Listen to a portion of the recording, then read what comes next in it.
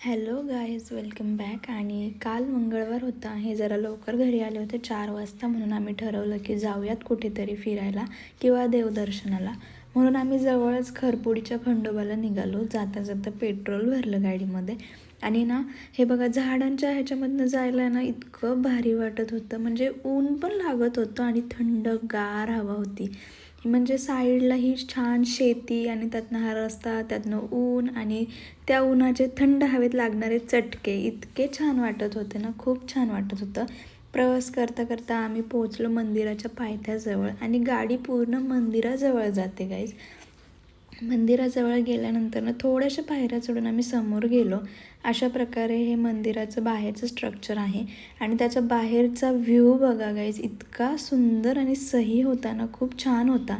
आणि हा आहे खंडोबा. तुम्हीही दर्शन घ्या गाईज लवकर लवकर आणि सबस्क्राईब करा.